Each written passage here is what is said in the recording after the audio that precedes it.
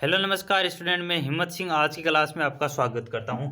आज हम क्या बात करेंगे, जो अपनी प्रश्नमाला 6.1 उसके क्वेश्चन नंबर 2 के बारे में बात करेंगे। तो देखो, इस क्वेश्चन को समझने से पहले अगर आपने 6.1 का क्वेश्चन नंबर 1 नहीं देखा है तो अपना वो क्वेश्चन देख लेना।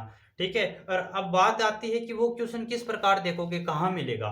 तो आपको क्या करना है, अपने यूट्यूब पे सर्च करना है क्लास 8th मैथ चैप्टर 6.1 6.1 आगे लिखना है। जो भी क्वेश्चन आपको देखना है, तो जैसे क्वेश्चन नंबर 1 देखना है तो आपको क्या लिखना है, क्वेश्चन 1।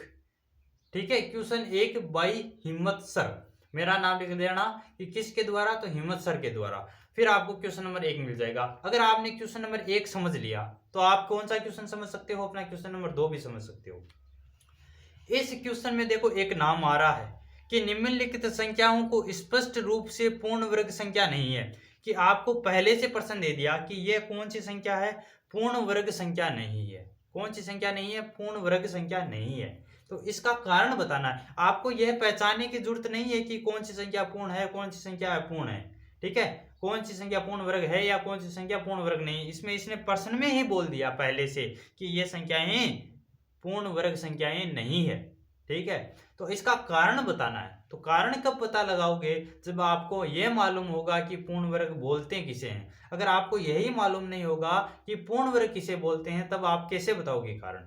ठीक है, तो पूर्ण वर्ग का मतलब क्या होता है, सबसे पहले तो ये समझो पूर्ण वर्ग का मतलब क्या होता है। जैसे मैंने पीछे की जो क्लास थी उसमें मैंने बताया पहले क्वेश्चन में कि एक का वर्ग एक, एक दो का वर्ग चार, तीन का वर्ग नौ, चार का वर्ग 16, पांच का वर्ग 25, छह का वर्ग 36, सात का 49, आठ का 64, नौ का 81, 10 का 100। ठीक है, तो ये तो क्या है, अपना वर्ग है। ठीक है, ये क्या है, अपना वर्ग है। और वर्ग का उल्टा क्या होता है, पूर्ण वर्ग होता है। जैसे मैं बोलूं एक का पूर्ण वर्ग क्या होगा, तो एक। चार का पूर्ण वर्ग क्या होगा, तो दो। नौ का पूर्ण वर्ग कितना होगा, तीन। 16 का पूर्ण वर्ग कितना होगा, चार। और 25 का पूर्ण वर्ग कितना होगा, पांच। यहां पर तो देखो मैंने इतना लिख दिया तो आप बता दे रहे हो, जल्दी जल्दी बता दे रहे हो कि 49 का पूर्ण वर्ग कितना होगा, सात। ठीक है, अब आपको कोई भी संख्या दे दे कि जैसे 45 है, तो क्या ये पूर्ण वर्ग संख्या है या नहीं। तो आप इसका कैसे पता लगाओगे। तो आपको क्या करना है, जो भी संख्या मिले उसका इकाई अंक देखना है। अगर इकाई अंक इन्हीं संख्याओं में से कोई एक मिल जाए, इन्हीं संख्याओं का मतलब इन्हीं इकाई अंकों में से कि एक मिल जाए या चार मिल जाए या नौ या छह या पांच या छह नौ चार एक या जीरो, इनमें से अगर आपको कोई मिल जाए इकाई अंक, तब तो वह संख्या क्या होगी, पूर्ण वर्ग होगी। चलो ये बात मैं आपको लिखा देता हूं, अपनी कॉपी में नोट कर लेना। ठीक है, अपनी कॉपी में ये बात लिख लेना कि किसी संख्या का इकाई अंक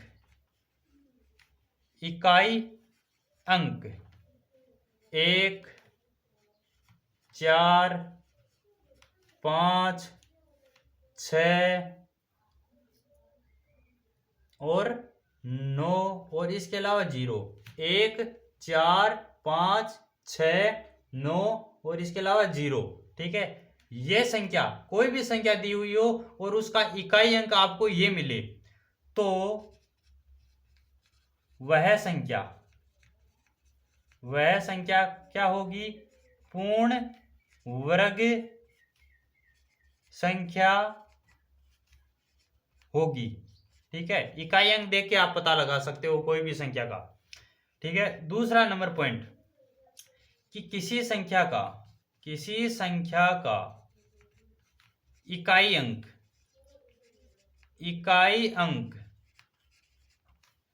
दो, तीन, सात, आठ, तो किसी संख्या का आपको इकाई अंक इनमें से मिले, दो मिले, तीन मिले, सात मिले, आठ मिले, तो वह संख्या पूर्ण वर्ग नहीं होगी। ठीक है, अब देखो, आप कोई भी संख्या हो उसका इकाई अंक देख के पता लगा सकते हो कि पूर्ण वर्ग है या नहीं। अगर ये अंक मिले तो पूर्ण वर्ग होगी, अगर ये अंक मिले तो पूर्ण वर्ग नहीं होगी। ठीक है, इतना समझ में आ गया। लेकिन वेरी इंपॉर्टेंट बात है जो आपको ध्यान से समझनी है। एक बात ये बड़ी कंफ्यूजन कर देती है। ठीक है, वेरी इंपॉर्टेंट बात, नोट लगा के लिख लेना इस बात को।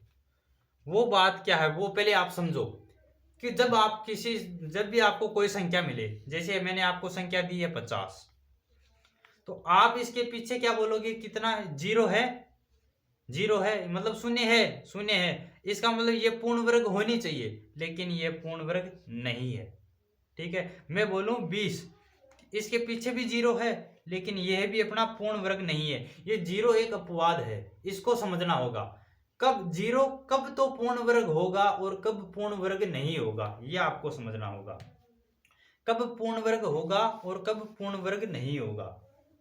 तो देखना, किसी संख्या में, जैसे मैं कुछ एग्जांपल लेता हूं, सबसे पहले 10 लिया, 100 लिया, 40 लिया, 400 लिया। ठीक है, इस प्रकार मैंने लिया। ठीक है, इतने एग्जांपल ले लिए हमने अलग अलग। तो किसी संख्या, आपको अलग अलग मैंने संख्या दे रखी है, और जब संख्या में पीछे से आपको जीरो देखना है, इसमें जो जीरो है वो कौन सा है, एक जीरो है। एक जीरो मतलब विषम संख्या में जीरो है। कौन सी संख्या में है, विषम संख्या में। इसमें देखो दो जीरो मतलब सम संख्या में, इसमें कितनी संख्या में, एक संख्या में मतलब विषम संख्या में जीरो, और इसमें दो है मतलब सम संख्या में जीरो है। तो आपको संख्या देखनी है और संख्या में पीछे से जीरो गिनना है, और जीरो अगर विषम संख्या में हो तो वह पूर्ण वर्ग, पूर्ण वर्ग नहीं होगी। अगर सम संख्या में जीरो हो तो वो क्या होगी, पूर्ण वर्ग होगी। वो संख्या क्या होगी, पूर्ण वर्ग। तो जीरो का ये लफड़ा है वो आपको समझना होगा कि जब आपको जीरो सम संख्या में मिले तो वह पूर्ण वर्ग होगी। ठीक है, अगर जीरो विषम संख्या में मिले तो पूर्ण वर्ग नहीं होगी। ये दोनों बात आपको याद रखनी है। ठीक है, अगर यह बात आपने याद रख ली तो इस क्वेश्चन को आराम से कर लोगे, और या इसी प्रकार कोई भी क्वेश्चन हो उसको आराम से कर लोगे, याद रखना है। ठीक है, अब देखते हैं, हम अपने क्वेश्चनों को देखते हैं, एक एक क्वेश्चनों को देख लेते हैं। तो जीरो का याद रखना हमेशा, जीरो का क्या याद रखना कि किसी संख्या में जीरो, किसी संख्या में जीरो विषम संख्या में हो, किस में हो, विषम संख्या में, तो पूर्ण वर्ग, पूर्ण वर्ग नहीं। और जीरो सम संख्या में हो, किस संख्या में हो, सम संख्या में, तो पूर्ण वर्ग होगा। ठीक है, पूर्ण वर्ग होगा। ये बात आपको याद रखनी है। तो अगर इतना समझ लिया, इसका मतलब अपना क्वेश्चन नंबर 2 है वो पूरा समझ लिया। अब इसमें देखो अपना पहला क्वेश्चन 1057, 1057 ये अपना क्वेश्चन था। आपको इसमें यह बताना है कि ये पूर्ण वर्ग संख्या नहीं है, और इसका कारण बताना है क्यों नहीं है। तो हम इसमें सबसे पहले हम इकाई अंक देखेंगे, कितना आ रहा है, 7 आ रहा है, 7 आ रहा है। और जब आपको 7 मिले तो इसका मतलब क्या है, ये पूर्ण वर्ग नहीं है। तो हम लिखेंगे, हम क्या लिखेंगे इसका आंसर, कि 1057 में इकाई अंक, इकाई अंक कितना है, 7 है। इसलिए, इसलिए यह पूर्ण वर्ग संख्या नहीं है। ठीक है, इस प्रकार हम इसका उत्तर लिखेंगे कि जब भी आपको पीछे इकाई अंक, कोई भी जो संख्या दी हुई है इसमें इकाई में आपको क्या मिले, जैसे 2, 3, 7, 8 इनमें से कोई मिले, इसका मतलब ये पूर्ण वर्ग संख्या नहीं है, इसका उत्तर। तो इस प्रकार आप इसका भी उत्तर कर लेना। इसमें कितना आ रहा है, 3, तो हम क्या लिखेंगे कि 23,453 में इकाई अंक 3 है, इसलिए पूर्ण वर्ग संख्या नहीं है। ये भी आप कर लोगे, ये मैंने आपको कर दिखा दिया, ये आप कर लेना, ये भी आप कर लेना। और इसमें भी देखो इकाई अंक कितना आ रहा है, 2 आ रहा है, इकाई अंक कितना आ रहा है, 2 आ रहा है। तो हम यहाँ लिखेंगे 22,222 में इकाई अंक 2 है, इसलिए यह पूर्ण वर्ग संख्या नहीं है। तो ये भी आप कर लोगे। अब देखते हैं 64,000, इसका देखो समझो, ये क्वेश्चन मैं आपको समझा देता हूं। कितना आ रहा है अपने पास, 64,000। कितना आ रहा है 64,000। अब हमें पीछे से जीरो देखना है। इस संख्या में क्या करना है, इसका आंसर करने से पहले देखो इसमें हमें पीछे से जीरो देखना है। 1 2 3 कितना आ रहा है 3 आ रहा है। 3 आ रहा है मतलब विषम संख्या में आ रहा है। किस में आ रहा है, और विषम संख्या में जब जीरो हो तो पूर्ण वर्ग नहीं होगा। तो हम क्या लिखेंगे 64,000 में शून्य, 64,000 में शून्य विषम संख्या में है। 64,000 में शून्य विषम संख्या में है, इसलिए यह पूर्ण वर्ग संख्या नहीं है। ठीक है, नहीं है। अगर इसमें एक जीरो और होता, मतलब 4 जीरो हो जाते, मतलब वो कौन सी संख्या हो जाती, जीरो की सम संख्या हो जाती, और सम संख्या होती तो पूर्ण वर्ग हो जाता। तो ठीक है, तो ये भी आप कर लोगे। इसमें देखो पीछे कितना आ रहा है 2 आ रहा है। जब भी आपको 2 मिले इसका मतलब ये भी आप कर लोगे। इसमें भी देखो पीछे कितने जीरो आ रहे हैं, 3 जीरो आ रहे हैं। कितने जीरो आ रहे हैं, 3 जीरो। 3 जीरो आ रहे हैं मतलब यही इसका उत्तर भी यही हो जाएगा कि कितना हो जाएगा 2,22,000। 2,22,000 में शून्य कितने आ रहे हैं, जीरो। जीरो कितने आ रहे हैं, विषम संख्या में है, इसलिए इसका भी पूर्ण वर्ग नहीं होगा। ठीक है, तो ये भी क्वेश्चन आप कर लोगे। अब बात आती है इस क्वेश्चन की, तो ये क्वेश्चन मैं आपको समझा देता हूं। ठीक है, ये क्वेश्चन मैं आपको करा देता हूं।